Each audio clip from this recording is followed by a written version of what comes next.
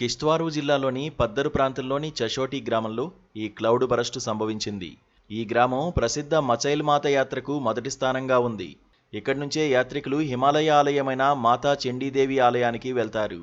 అయితే ఈ విపత్తు కారణంగా జూలై 25 నుండి సెప్టెంబర్ 5 వరకు జరగాల్సిన మచైల్ మాత యాత్రను అధికారులు సస్పెండ్ చేశారు.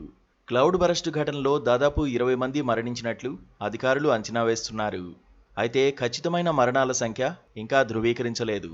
పదుల సంఖ్యలో గాయపడిన వారు ఉన్నారని, 200 నుంచి 300 మంది చిక్కుకున్నారని అంచనా. ఒక లంగర్ షెడ్ వరదలో కొట్టుకుపోయింది. వరదలు దట్టమైన నివాస ప్రాంతంలోని అనేక ఇళ్లను దెబ్బతీశాయి. దీంతో బురద, శిథిలాలతో నీరు నివాస ప్రాంతాలను ముంచెత్తింది.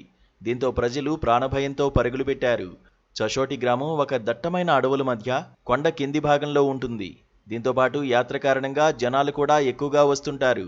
దీనివల్లే తీవ్రత మరింత పెరిగిందని అధికారులు తెలిపారు.